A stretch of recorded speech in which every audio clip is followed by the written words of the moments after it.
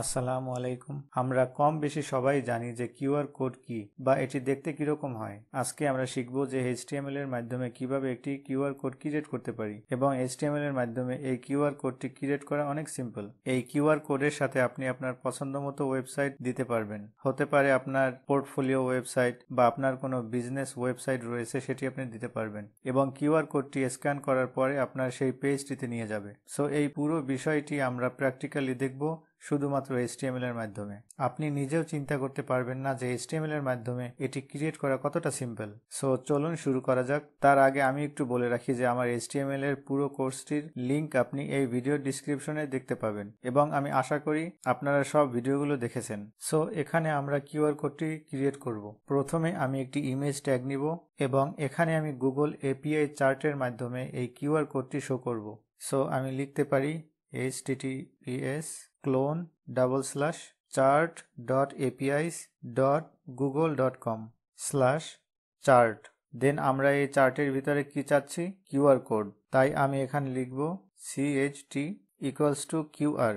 এখন আমি কিউআর কোডের একটি সাইজ দেব, CHS = 300 × 300 এবং তারপরে আমি একটি ওয়েবসাইটের নাম দিব, CHL = ফর এক্সাম্পল আমি এখানে গুগলের অ্যাড্রেসটি দিয়ে দিই।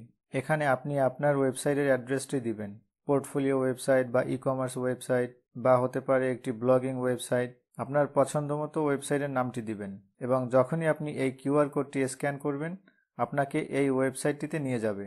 এটাকে একটু আমি সেভ করি এবং এখানে আমি রিফ্রেশ করি। এই যে আপনারা লক্ষ্য করুন, এখানে একটি কিউআর কোড দেখা যাচ্ছে যেটি আমি মাত্রই ক্রিয়েট করলাম। এখন এটি যদি আপনি স্ক্যান করেন, আপনার ফোনের মাধ্যমে যদি স্ক্যান করেন কিউআর কোড স্ক্যানার দ্বারা, তখন আপনাকে গুগল ওয়েবসাইটে নিয়ে যাবে। কারণ আমি এখানে গুগলের ওয়েবসাইটটি দিয়ে রেখেছি, আপনারা চেক করে দেখতে পারেন এবং বিভিন্ন ওয়েবসাইটের নাম দিয়ে এবং এটি স্ক্যান করে দেখতে পারেন। আর এই কিউআর কোডের সাইজটি আপনি চেঞ্জ করতে পারবেন। এখানে আপনি জাস্ট 200 দিয়ে দেন, 200 × 200। আমি আবার সেভ করি, এখানে একটু রিফ্রেশ করি। কিউআর কোডটি এখন ছোট হয়ে গেছে। সো এখন দেখেন যে কতটা সিম্পল এইচটিএমএল এর মাধ্যমে একটি কিউআর কোড ক্রিয়েট করা এবং এটি অনেক ইফেক্টিভ। এভাবে আপনি এইচটিএমএল এর মাধ্যমে কিউআর কোড ক্রিয়েট করে আপনার ওয়েবসাইটে দিতে পারেন। সো আজ এ পর্যন্তই। আমার চ্যানেলটিতে সাবস্ক্রাইব করবেন। Thank you for watching.